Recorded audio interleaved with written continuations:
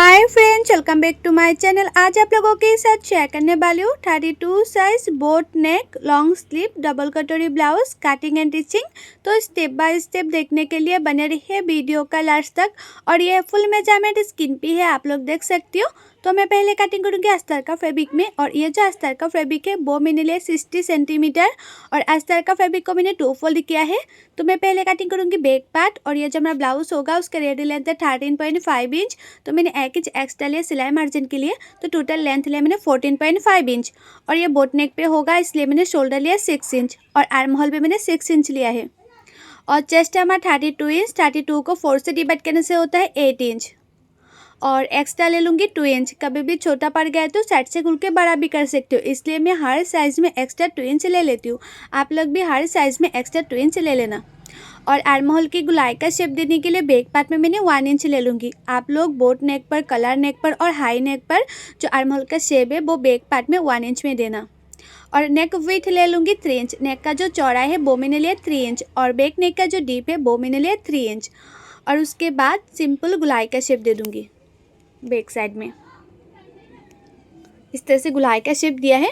और उसके बाद 1 इंच नीचे और एक मार्किंग कर दूंगी और उसी मार्किंग को मैं इस तरह से सीधा कर लूँगी।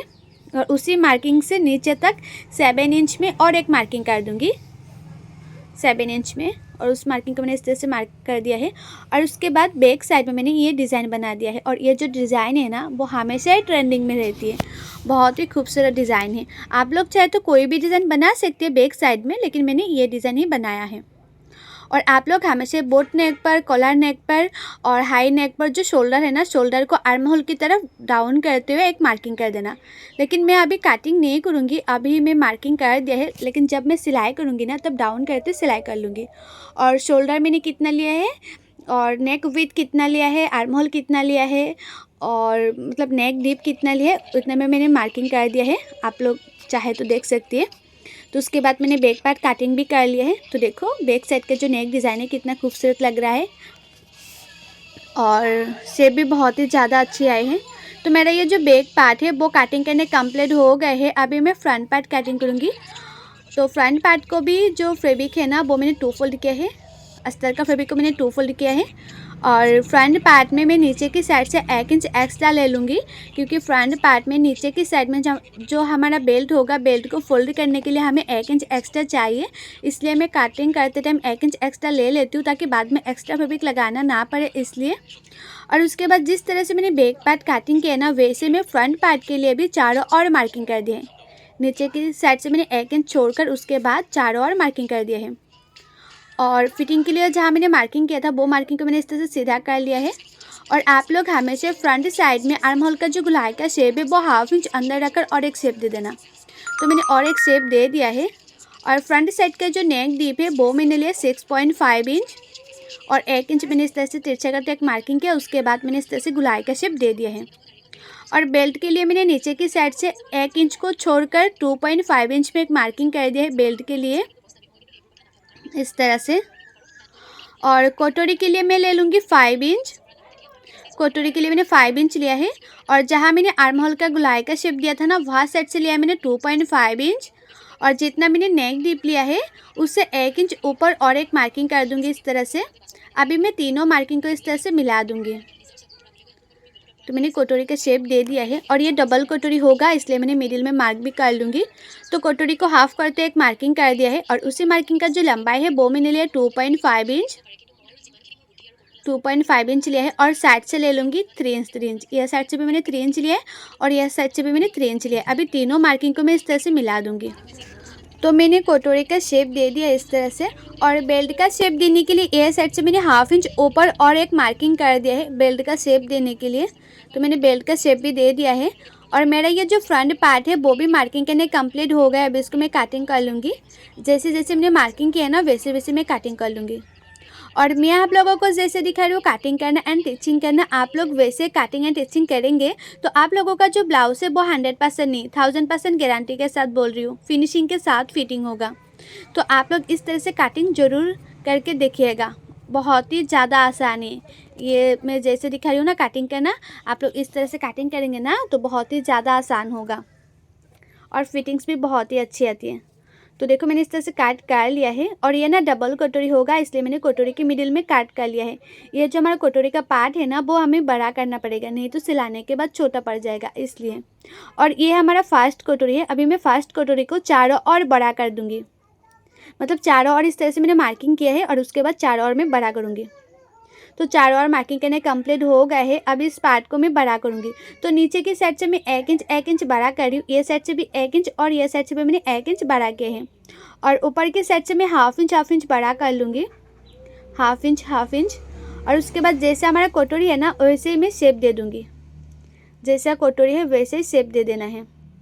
और नीचे की साइड से भी मैंने हाफ इंच बड़ा कर लूँगी, जो सिलाई मार्जिन में जाएगा ना, इसलिए। और उसके बाद कटोरी का मैंने शेप दे दिया है। और आप लोग ना काटिंग अच्छी तरह से करेंगे तो टिचिंग भी अच्छी होगा, और टिचिंग अच्छी होगा तो ब्लाउज़ परफेक्ट फिटिंग आएगा। तो आप लोग हमेशा ट्राई करना काटिंग अच्छी तरह से करने के लिए। तो देखो जैसे जैसे मैंने मार्किंग किया ना, वैसे वैसे मैं काटिंग कर लूँगी कटोरी को। और ये जो हमारा फर्स्ट कटोरी है ना, फर्स्ट कटोरी से मेजरमेंट लेके मैं सेकंड कटोरी भी काटिंग करूँगी। तो देखो फर्स्ट कटोरी से ना इस तरह से मेजरमेंट लेना चाहिए। तो मेजरमेंट में आया है 7.2 सूत, या 7.5 इंच भी दे सकते हैं। देखो 7.5 इंच आए हैं। तो मैं सेकंड कटोरी के लिए उसका जो मतलब चौड़ाई है वो मैंने 7.5 इंच लिया है, और उसका जो लंबाई है वो मैंने 4 इंच लिया है, 4 इंच लिया है चौड़ाई में। और जितना मैंने लंबाई लिया है ना, उससे 1 इंच नीचे एक मार्किंग कर दूंगी। ये साइड से भी 1 इंच नीचे एक मार्किंग की है, और वहाँ साइड से भी मैंने 1 इंच नीचे और एक मार्किंग कर दूंगी। और नीचे की साइड से हाफ इंच ऊपर मार्किंग करूँगी। तो उससे पहले ये जो हमारा फर्स्ट कटोरी है, फर्स्ट कटोरी को मैंने सेकंड कटोरी के ऊपर रखा है और उसका परफेक्ट शेप दे दिया है। और नीचे की साइड से हाफ इंच ऊपर एक मार्किंग कर दिया है, और नीचे का जो साइड है ना, वो बेल्ट का शेप देने के लिए होगा। तो मेरा ये जो सेकंड कटोरी है वो भी मार्किंग करने कंप्लीट हो गए है। अभी उसको मैं काटिंग कर रही हूँ। और काटिंग करने के बाद आप लोग इस तरह से चेक भी कर सकते हैं उसका जो शेप है वो परफेक्ट आएगा नहीं। तो देखो कितना परफेक्ट आए हैं। तो मेरी ये जो कटोरी है वो भी बड़ा करने कंप्लीट हो गए हैं। अभी मैं स्लीव कटिंग करूँगी। तो स्लीव के लिए जो हमारा बैक पार्ट है, आर्म होल का साइड है, वहाँ साइड से मैं मेजरमेंट ले लूँगी। तो ऊपर की साइड से मैंने हाफ इंच छोड़कर मेजरमेंट ले रही हूँ, क्योंकि ऊपर हाफ इंच शोल्डर सिलाई में जाएगा, इसलिए। तो मेजरमेंट में आया है 8 इंच। तो ये ना लॉन्ग स्लीव होगा, इसलिए मैं अस्तर का फैब्रिक में कटिंग नहीं करूँगी, डायरेक्ट मेन फैब्रिक में कटिंग करूँगी। और मेन फैब्रिक को भी मैंने इस तरह से 4 फोल्ड किया है। लॉन्ग स्लीव के लिए मैंने 4 फोल्ड कर लिया है। और स्लीव का लंबाई आप लोगों को जितना चाहे इतना ले सकते हैं, लेकिन मैंने स्लीव का लंबाई लिया है 22 इंच। और आप लोग ना जितना लंबाई लेंगे स्लीव का, उससे 3.5 में नीचे और एक मार्किंग कर देना। और उसी मार्किंग को भी आप लोग 8 इंच तक सीधा कर लेना है। जो मैंने मेजरमेंट पे पाया था ना 8 इंच, वो मैंने 8 इंच इस तरह से सीधा कर लिया है। और जहाँ मैंने 8 इंच सीधा कर लिया है, वहाँ साइड से मैं 2 इंच पे एक मार्किंग कर दूँगी। और ऊपर की साइड से मैंने 1.5 इंच पे और एक मार्किंग कर दूँगी। अभी मैं दोनों मार्किंग को मैं इस तरह से मिला दूँगी, और जैसे हमारा स्लीव होता है ना, उसका शेप दे दूँगी। तो मैंने इस तरह से स्लीव का शेप दे दिया है। और मुहूरी ले लूँगी 4 इंच, मुहूरी मैंने 4 इंच लिया है, और एक्स्ट्रा ले लूँगी 2 इंच। तो मेरे ये जो स्लीव है वो भी मार्किंग करने कंप्लीट हो ही गया है। इस तरह से मार्क कर लिया है। अब इसको कटिंग भी कर लूँगी। और मैं आप लोगों को जैसे दिखाया ना स्लीव कटिंग करना, वैसे आप लोग स्लीव कटिंग करेंगे तो स्लीव कभी छोटा बड़ा नहीं होगा, परफेक्ट फिटिंग आएगा। तो जैसे जैसे मैंने मार्किंग किया है वैसे वैसे मैं स्लीव को कटिंग कर रही हूँ। बहुत लोगों ने मुझे रिक्वेस्ट किया था कि लॉन्ग स्लीव की मतलब लॉन्ग स्लीव कैसे कटिंग करते हैं और कैसे सिलाई करते हैं, उसके ऊपर वीडियो बनाने के लिए। तो आप लोग ये मतलब मैं जैसे दिखाया ना, आप लोग वैसे ही कटिंग एंड सिलाई करेंगे तो परफेक्ट ही होगा। तो लॉन्ग स्लीव कटिंग करना तो कंप्लीट हो गया है। और स्लीव में ना फ्रंट साइड में मैंने हाफ इंच अंदर रखकर भी कट कर लिया है। और उसके बाद जितना भी हमारा अस्तर का फैब्रिक का पार्ट है ना, डबल कटोरी ब्लाउज का पार्ट है, सभी पार्ट को मेन फैब्रिक के ऊपर बैठा के कटिंग करी। और मेन फैब्रिक को ना मैं थोड़ा सा बड़ा रखकर कटिंग करी हूँ, ताकि सिलाने में आसानी हो। और आप लोग हमेशा जब भी कटिंग करेंगे ब्लाउज़ के लिए, तो फैब्रिक को 2 फोल्ड में रख कर ही कटिंग करना। तो मैंने 2 फोल्ड में रख कर ही कटिंग करी हूँ। तो देखो एक एक पार्ट करके मैंने सभी पार्ट इस तरह से कटिंग कर लिया है। अभी मैं मशीन पे चले जाऊंगी। तो देखो मशीन पे आ गई। तो सबसे पहले मैं बैक पार्ट सिलाई करूंगी। और ये जो बैक नेक है वो मैंने इस तरह से काट कर लिया। ऊपर के साइड में जॉइन भाग, आप लोग चाहे तो ये जॉइन रख भी सकते हैं या काट भी कर सकती है, आप लोगों का मर्जी। और उसके बाद में जो हमारा मेन फैब्रिक है, मेन फैब्रिक के ऊपर मैंने अस्तर का फैब्रिक को इस तरह से रखे हैं और उसके बाद मैंने पिन लगा के सेट भी कर लिया है ताकि जो फैब्रिक है वो ना हिले, इसलिए। उसके बाद जिस तरह से हमारा नेक का शेप है ना, वैसे ही किनारे किनारे पे सिलाई करना है। जैसा शेप है वैसे ही उसी की किनारे किनारे पे सिलाई करना है। तो देखो मैं 2 सूत मार्जिन रखकर किनारे किनारे पे चारों ओर सिलाई कर रही हूँ। तो मैंने चारों ओर इस तरह से सिलाई कर दिया है और उसके बाद जो एक्स्ट्रा हमारा मेन फैब्रिक है वो एक्स्ट्रा मेन फैब्रिक को मैं काट कर लूँगी। तो अच्छी तरह से मैं एक्स्ट्रा मेन फैब्रिक को काट कर लूँगी।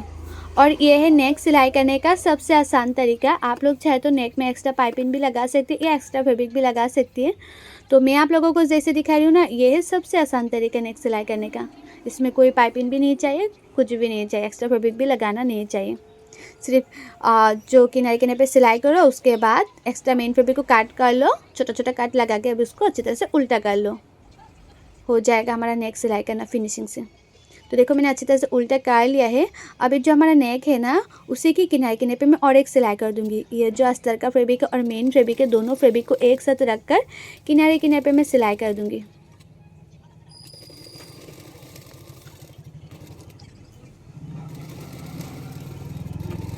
देखो मैंने किनारे किनारे पे जैसे हमारा नेक का शेप है उसी के किनारे किनारे पे मैं सिलाई कर रही हूँ और उसके बाद चारों ओर सिलाई कर दूंगी। जैसे हमारा अस्तर का फैब्रिक है ना, उसी के किनारे किनारे पे मैं चारों ओर सिलाई कर दूंगी। तो मैंने चारों ओर सिलाई कर दिया है। उसके बाद जो ये एक्स्ट्रा हमारा मेन फैब्रिक है ना, एक्स्ट्रा मेन फैब्रिक को मैं काट कर लूँगी। तो मैंने एक्स्ट्रा मेन फैब्रिक को चारों ओर से काट कर लूँगी। मैंने काट कर लिया है और उसके बाद जो हमारा नेक है ना, नेक के किनारे किनारे पे मैं इस तरह से लेस लगा दूँगी। आप लोग चाहे तो लेस लगा भी सकते हैं, ये अवॉइड भी कर सकती हैं। लेस लगाने से ना देखने में और भी अच्छा लगता है, नेक का जो शेप होता है ना और भी खिल के आती है। तो जैसे हमारा शेप है वैसे मैं पाइपिंग मतलब ये लेस को रखूँगी और किनारे किनारे पे सिलाई कर लूँगी। और लेस लगाते टाइम ना ज़्यादा खींचना नहीं है लेस को। जैसे हमारा नेक का शेप होता है वैसे ही लेस को लगाना है और सिलाई करना है।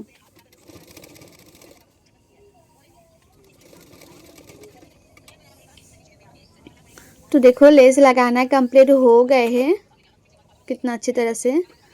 और ये ना जो हमारा नेक है, नेक में मैं डोरी लगाऊंगी। आप लोग चाहे तो बटन पट्टी भी लगा सकते हैं, मतलब जो बैक साइड में बटन लगाते हैं ना वो भी लगा सकते हैं, या हो मतलब डोरी वाला जो डिज़ाइन होता है ना वो भी लगा सकते हैं। तो मैं डोरी लगाऊंगी बैक साइड में, डोरी लटकन। आप लोग चाहे तो हुक भी लगा सकती हैं। अभी मैं बैक साइड में ना टेकन दे दूँगी। तो उसके लिए मैं पहले इस तरह से 2 फोल्ड किया है और उसके बाद में 4 फोल्ड कर लूँगी। साइड से मैं 2 इंच छोड़कर उसके बाद इस तरह से मैं फोल्ड करूँगी। 2 इंच छोड़कर उसके बाद मैं छोटा सा काट लगा दिया है, यहीं पे मैं टेकन दे दूँगी। और टेकन का जो चौड़ाई है ना वो आप लोग आइडिया करके दे सकती हैं। अगर नेक डीप ज़्यादा हो तो टेकन का जो लंबाई है वो कम देना, अगर नेक डीप कम हो तो टेकन का लंबाई ज़्यादा देना। तो ये ना नेक डीप थोड़ा सा ज़्यादा था तो टेकन का जो लंबाई है वो मैंने कम दिया है, शायद 2.5 इंच या 3 इंच दिया है टेकन का लंबाई। और टेकन का चौड़ाई जो है ना वो आप लोग हाफ इंच 1 इंच तक दे सकती हैं। तो देखो मैंने टेकन का मतलब दोनों साइड में टेकन देना हो गया है और टेकन का लंबाई मैंने इतना भी ज़्यादा नहीं किया है, ज़्यादा लंबाई करते तो अच्छा नहीं लगता देखने में। और टेकन देने के बाद ना नीचे के साइड में देखना, ये साइड से ना थोड़ा सा तिरछा हो जाती है तो तिरछा पार्ट को काट कर लेना है और उसके बाद एक्स्ट्रा फैब्रिक लगा के उसका फिनिशिंग दे देना है। और ये जो एक्स्ट्रा फैब्रिक है ना, बचा हुआ फैब्रिक था 1 इंच का, तो वो ही मैं यूज़ करी हूँ। ये मैंने 1 इंच का लिया है और उसके बाद किनारे किनारे पे एक सिलाई कर दिया है। अभी उसको मैं इस तरह से फोल्ड करूँगी और यह जो मैंने एक्स्ट्रा फैब्रिक लगाया है उसी के ऊपर किनारे किनारे पे मैं और एक सिलाई कर दूँगी।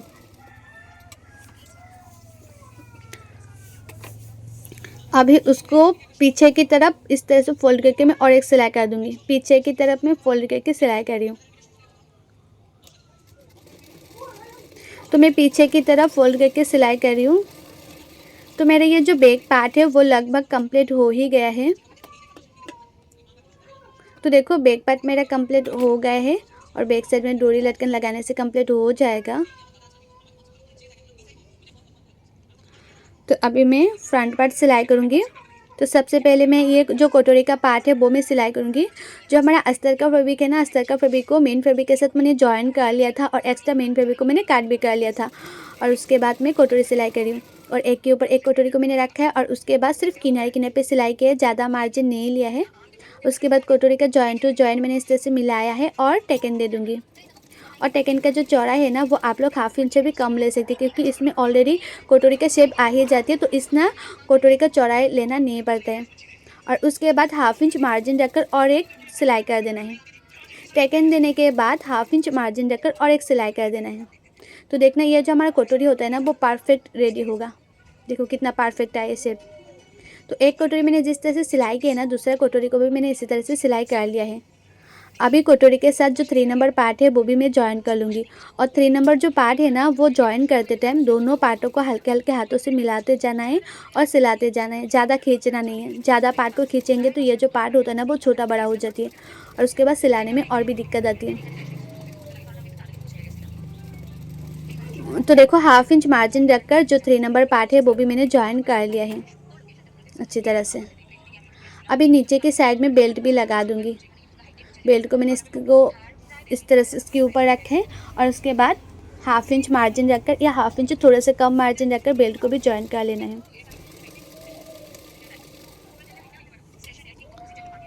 तो मैंने इस तरह से जॉइन कर रही हूँ और बेल्ट के ऊपर किनारे किनारे पे मैं और एक सिलाई कर दूँगी और उसके साथ साथ मैं और एक सिलाई कर दूँगी ताकि फिनिशिंग अच्छी तरह से आए इसलिए।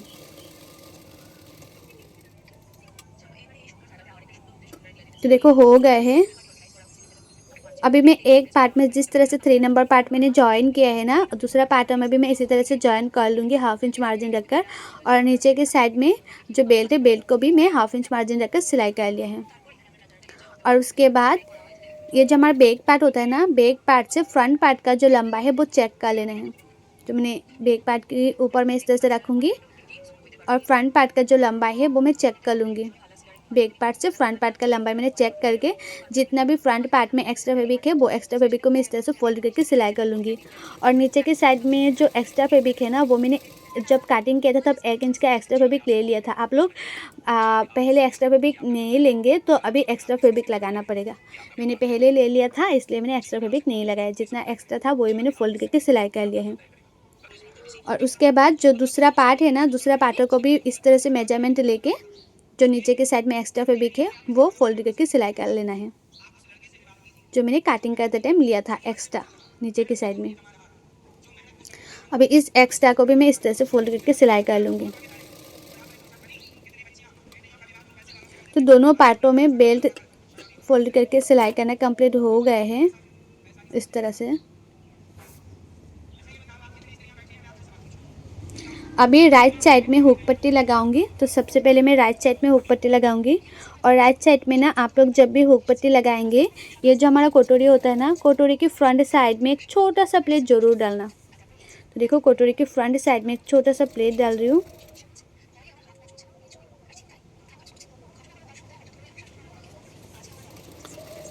कटोरी के फ्रंट साइड में एक छोटा सा मैंने प्लेट डाला है और उसके बाद मैं इस तरह से फोल्ड करूँगी और उसी के किनारे किनारे पर मैं सिलाई कर दूँगी।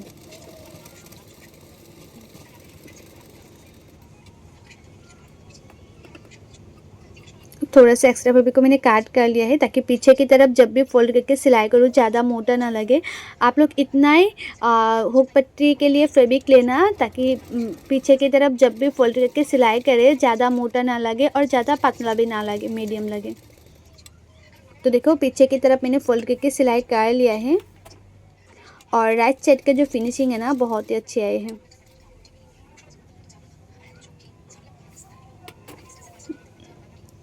देखो राइट साइड का फिनिशिंग कितना अच्छे से आया है। अभी लेफ़्ट साइड में भी हुक पट्टी लगा दूंगी और लेफ़्ट साइड का जो हुक पट्टी का चौड़ाई है ना वो आप लोग 3.5 इंच या 4 इंच ले सकती हैं।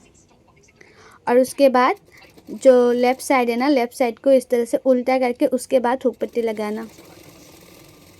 और आप लोग ना हुक पट्टी अच्छी तरह से नहीं लगाएंगे तो फ्रंट साइड में फुला फुला सा होगा और फिनिशिंग अच्छा नहीं होगा। आप लोग हमेशा हुक पट्टी अच्छी तरह से लगाना। और मेरे यूट्यूब चैनल पर हर साइज़ के blouse cutting and teaching video already upload है। आप लोग नहीं देखे तो जाके ज़रूर देखिएगा और कटिंग एंड टिचिंग सीखने के लिए मेरे यूट्यूब चैनल को सब्सक्राइब भी कर दीजिएगा। और जो लोग मेरे पेज में देख रहे हैं वीडियो वो लोग मेरे पेज को फॉलो कर देना कटिंग एंड टिचिंग सीखने के लिए। तो देखो फ्रंट साइड की तरफ इस तरह से फोल्ड करके सिलाई कर रही हूँ मैं। पट्टी को दो सिलाई लगा दिया इसमें।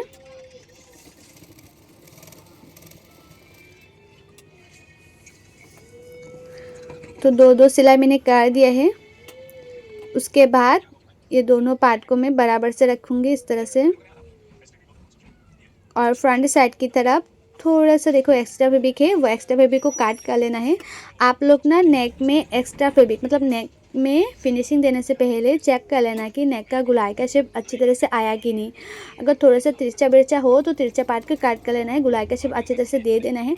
उसके बाद नेक में एक्स्ट्रा फैब्रिक लगा के उसका फिनिशिंग देना है। तो अभी मैं नेक में एक्स्ट्रा फैब्रिक लगा रही हूँ और ये जो एक्स्ट्रा फैब्रिक है ना वो बचा हुआ अस्तर का फैब्रिक था, तो 1 इंच का वही मैं लगा रही हूँ। और वो ना मैंने उरेब कटिंग नहीं किया है, इसलिए मैंने छोटा छोटा प्लेट डाल के नेक का फिनिशिंग दे रही हूँ। छोटा छोटा प्लेट डाला है और उसके बाद मैंने छोटे छोटे कट भी लगा दिया है। अभी उसको इस तरह से उल्टा करते हुए मतलब जो एक्स्ट्रा फैब्रिक लगाया है ना उसी के ऊपर ऊपर एक सिलाई कर दिया है। और ये जो एक्स्ट्रा फैब्रिक है ना वो थोड़ा सा मैं काट कर लूँगी ताकि पीछे की तरफ जब भी फोल्ड करके सिलाई करूँ ज़्यादा मोटा ना लगे। ज़्यादा मोटा लगेगा तो नेक की साइड में अच्छा नहीं लगेगा देखने में, इसलिए मैंने थोड़ा सा एक्स्ट्रा फैब्रिक को काट कर लिया है। अभी उसको पीछे की तरफ फोल्ड करके मैं सिलाई कर लूँगी। तो अभी मैं पीछे की तरफ फोल्ड करके सिलाई कर रही हूँ।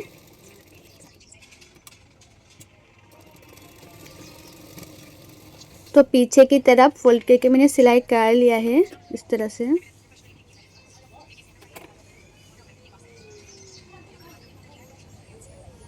तो दोनों पार्ट में मैंने एक्स्ट्रा फैब्रिक लगा दिया है। अभी मैंने पिन से इस तरह से सेट कर लूँगी, बाद में हुक लगा दूँगी।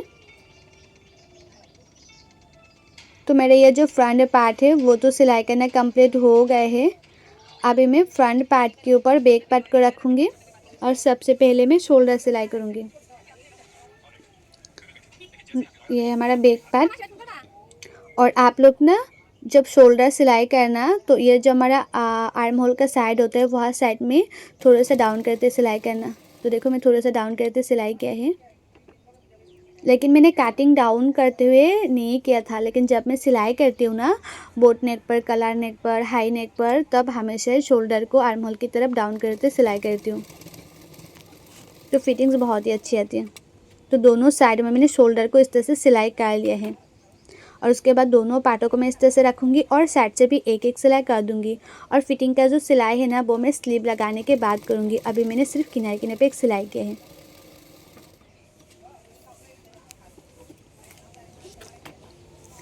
तो किनारे किनारे पे मैंने सिलाई कर लिया है दोनों साइडों में। और साइड में देखो थोड़ा सा एक्स्ट्रा फैब्रिक है, वो थोड़ा सा एक्स्ट्रा फैब्रिक को मैं काट कर लूँगी। साइड में एक्स्ट्रा फैब्रिक है वो मैंने दोनों साइड से काट कर लूँगी।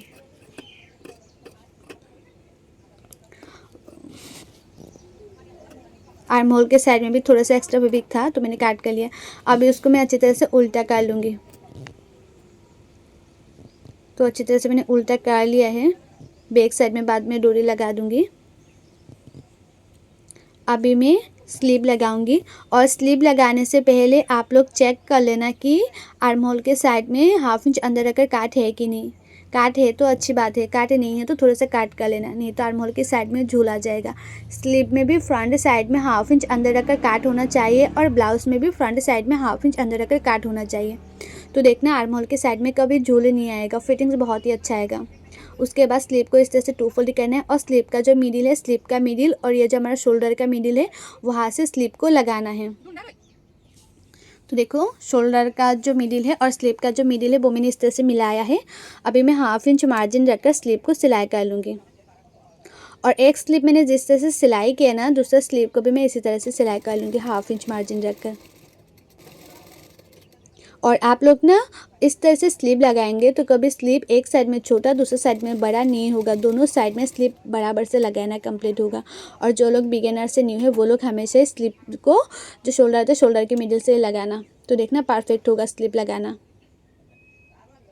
और स्लीव को भी आप लोग 1/2 इंच मार्जिन रखकर ही सिलाई करना।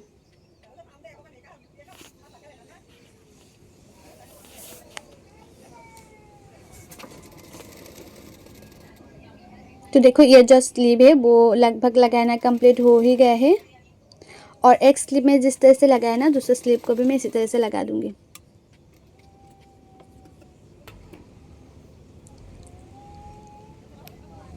स्लीव लगाना हो गए है,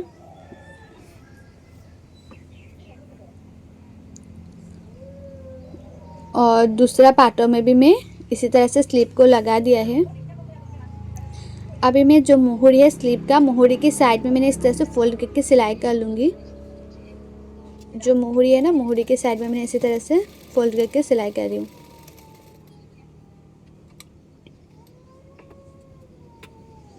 अभी उसको अच्छी तरह से उल्टा कर लूँगी।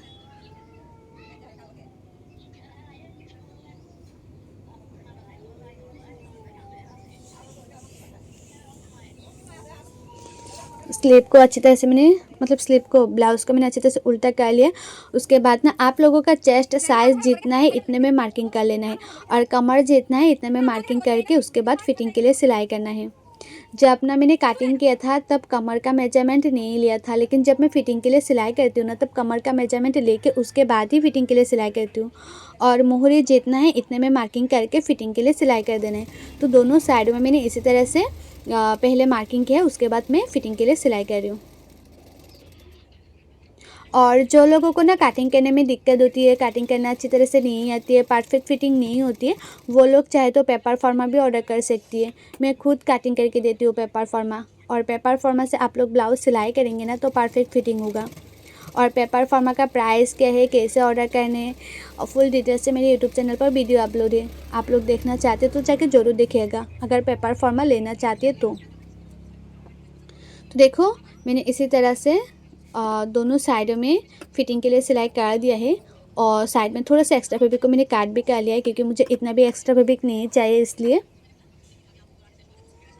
दोनों साइडों से मैंने एक्स्ट्रा फैब्रिक थोड़ा सा काट कर लिया है। और उसके बाद जो एक्स्ट्रा पार्ट है ना, साइड में थोड़ा सा एक्स्ट्रा जो पार्ट है, वो एक्स्ट्रा पार्ट को मैं पीछे की तरफ, मतलब अंदर की तरफ फोल्ड करके सिलाई कर रही हूँ, ताकि एक्स्ट्रा जो धागा है वो निकल के ना आए। तो मैंने दोनों साइडों में ये एक्स्ट्रा पार्ट को अंदर की तरफ फोल्ड करके सिलाई कर लिया है। अभी जो एक्स्ट्रा धागा है वो निकल के नहीं आएगा, और फिनिशिंग भी बहुत ही अच्छा आएगा। और दोनों साइड में मैंने इसी तरह से सिलाई कर लूँगी। और जो लोग ना अभी तक मेरे यूट्यूब चैनल को अभी तक सब्सक्राइब नहीं किए, वो लोग प्लीज़ सब्सक्राइब कर देना ब्लाउज़ कटिंग एंड स्टिचिंग सीखने के लिए। सिर्फ ब्लाउज ही नहीं, पेपर कटिंग भी मिल जाएगा कि पेपर फॉर्मा कैसे कटिंग करती है, और कुर्ती के लिए कैसे कटिंग करती है, सूट के लिए कैसे कटिंग करती है, और पैंट, पार्टी वाला पैंट, स्ट्रेट पैंट, मतलब हर कुछ कटिंग एंड स्टिचिंग वीडियो मेरे यूट्यूब चैनल पर ऑलरेडी अपलोड है। तो आप लोग सीखने के लिए मेरे यूट्यूब चैनल को सब्सक्राइब भी कर देना। तो देखो दोनों साइडों में मैंने एक्स्ट्रा फैब्रिक को इस तरह से फोल्ड करके सिलाई कर रही हूँ। जो लोगों को ना इंटरलॉक का मशीन नहीं है, वो लोग ना इस तरह से फोल्ड करके सिलाई करेंगे तो धागा कभी निकलेगा नहीं।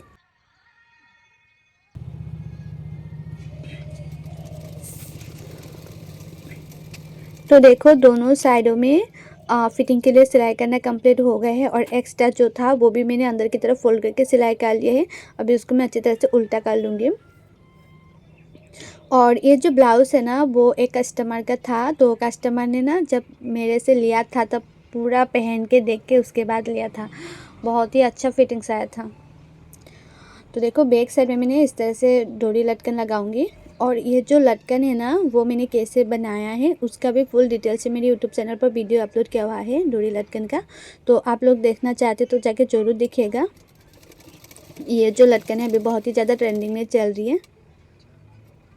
सिंपल में ही बनाया है, लेकिन देखने में बहुत ही खूबसूरत लग रहा था ये लटकन। तो दोनों लटकन मैंने इस तरह से लगा दिया है। देखो डोरी को बनने के बाद कितना खूबसूरत लग रहा था ये बैक पर। आप लोग चाहे तो ये डिज़ाइन बैक ओपन भी बना सकते हैं, लेकिन मैंने फ्रंट ओपन बनाया है। तो मेरा ये जो ब्लाउज़ है वो लगभग कंप्लीट हो गए हैं, मतलब कंप्लीट हो गए। बैक साइड में मैंने ये डोरी लटकन लगाया, और फ्रंट साइड में मैंने इस तरह से हुक भी लगा दिया है। और ये लॉन्ग स्लीव है, देख सकते हो कितना लॉन्ग है स्लीव, मैंने फुल स्लीव बनाया है। और आप लोगों को मेरे ये ब्लाउज़ का कटिंग एंड स्टिचिंग वीडियो कैसा लगे कमेंट करके ज़रूर बताना। अच्छा लगा तो लाइक शेयर सब्सक्राइब जरूर कर देना। सो बाय, थैंक्स फॉर वॉचिंग, मिलते हैं नेक्स्ट वीडियो।